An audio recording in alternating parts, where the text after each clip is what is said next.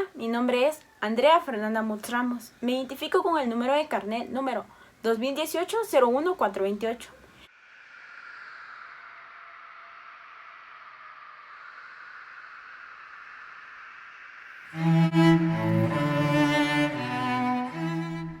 Escrita en 1970 por Severo Martínez Peláez, La Patria del Criollo es una obra de carácter fundamental para las ciencias sociales. Los cientistas sociales guatemaltecos no serían lo que son sin esta obra. La historia que hasta el momento había sido contada era una máscara para envolver la verdadera historia. La Patria del Criollo es el primer libro que aclara la estructura de las clases de la sociedad colonial y el régimen colonial, además de mostrarnos los rasgos culturales de las clases de los criollos y los indios.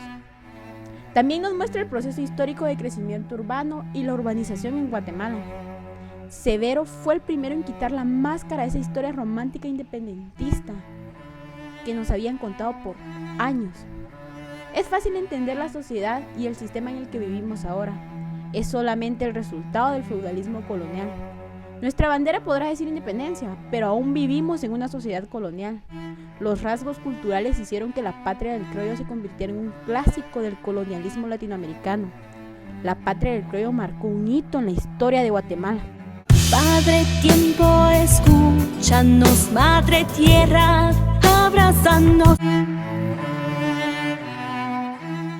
Por muchos años se han encargado de contarnos la historia de la conquista como un choque de armas, un duelo al tú por tú, en donde nos vimos conquistados porque los indios, como los llamaban los españoles, se vieron derrotados en cantidad y en armas.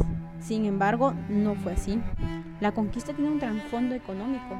Ahí se encuentra la clave de la conquista. La guerra fue solo un medio. La evangelización, por su parte, fue uno de los ejes para lograr la conquista. La batalla solo quedó como un recuerdo bonito para plasmarlo en la historia. Una vez evangelizados forzosamente, los españoles obligaron a los indígenas a tributar. Cuando ya los tenían sometidos despiadadamente, los empezaron a despojar de sus tierras. Los sometieron a tal punto que los llevaron hasta la esclavitud, luego a la servidumbre. Ahí empiezan a nacer las estructuras sociales coloniales. Abrazándonos. Los españoles adoptaron una actitud de desprecio hacia los criollos, no los tomaban como parte de ellos. Es aquí en donde surgen las famosas leyes nuevas, que no eran más que un documento legal autorizado por la corona, en donde se suprimía definitivamente la esclavitud de los indios. Estas leyes no fueron bien aceptadas. Las leyes nuevas fueron una forma de premiar a los conquistadores y a los colonos. Uno de los propósitos era que las encomiendas tuviesen un carácter hereditario. Era así como se aseguraban de que sus descendientes acumularan riquezas. A pesar de que la encomienda ya no se daba a la corona, ilícitamente se siguió dando, pero se siguió dando a las personas con posiciones privilegiadas. Las viejas familias heredadas de la conquista fueron perdiendo terreno en lo económico y en lo político. Así fue como la nueva generación de criollos logró enriquecerse. Pero había algo que los criollos tenían claro, y es que ellos estaban gozando de los privilegios que alguien más había conquistado. Es ahí en donde nace la veneración a los conquistadores.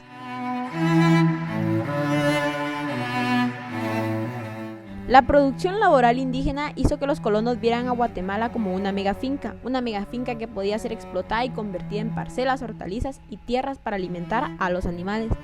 Todo lo anterior con un fin: satisfacer las necesidades de más alto nivel de los conquistadores que manipulaban a la corona para obtener beneficios. Uno de los problemas más grandes en América Latina es la pobreza y la falta de tierras. La tierra es un recurso primario para subsistir. Los problemas mencionados no son más que la herencia de la conquista y del famoso repartimiento de tierras.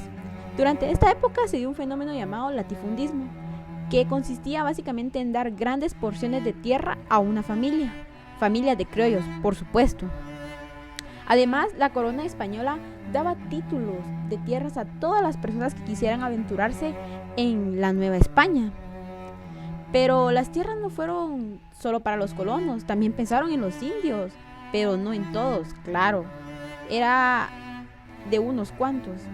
Contrario al latifundismo, a los indios únicamente se les daban pequeñas parcelas de tierra para muchas familias.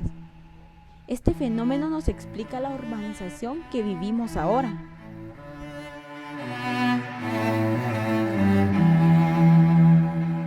Severo menciona en repetidas ocasiones el término indios, pero ¿quiénes eran los indios a quienes hace referencia? Bueno, remontémonos a los inicios de la conquista. En el momento en el que la corona española autoriza a Cristóbal Colón a hacer un viaje, lo hacen pensando en descubrir nuevas rutas de comercio hacia la India. Es por eso que cuando ellos llegaron a América, pensaban que se encontraban en la India. Entonces, a los nativos y a los indígenas les dieron el nombre de indios. Pero en la colonia esto cambió un poco, y es que indios se les llamaba a los indígenas, pero desde un término despectivo. Eso sí, los indios eran los trabajadores más resistentes que los españoles. Uno de los grandes prejuicios que tenían los criollos era que los indios vivían bien en la pobreza y que vivían felices en la desgracia.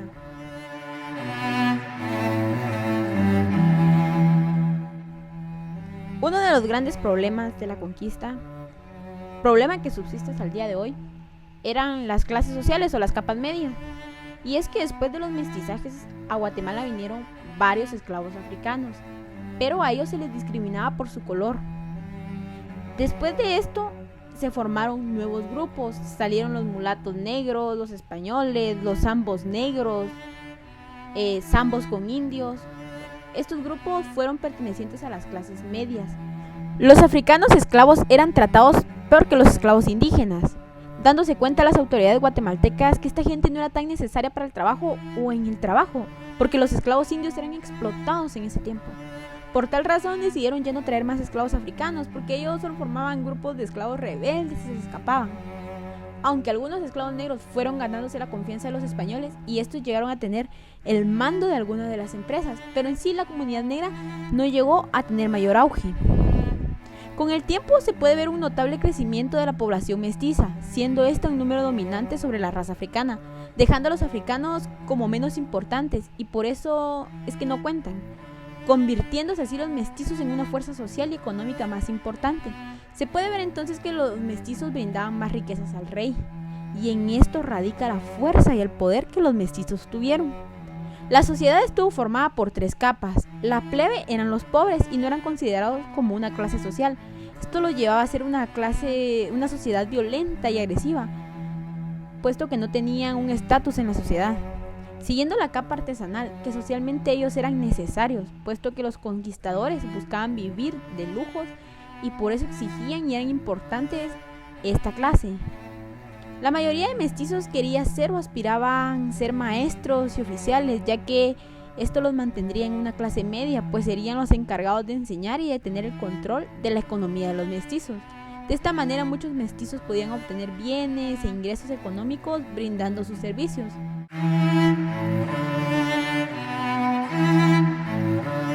Nada sirve leer poemas cada 15 de septiembre, aludiendo a una romántica independencia cuando en realidad el modelo económico y social no ha cambiado. Cualquiera que lea La Patria del Criollo sabrá que lo que el libro describe es nuestra realidad. Seguimos bajo el yugo de las clases dominantes, siguen habiendo despojos y esclavismo. La historia debe ser el pilar fundamental de nuestra sociedad. Nada mejor que la historia para cambiar el rumbo de un país desgarrado, de una cultura ultrajada y violentada. Hoy y siempre, gracias a Severo Martínez Peláez por su legado. Sí, a la memoria.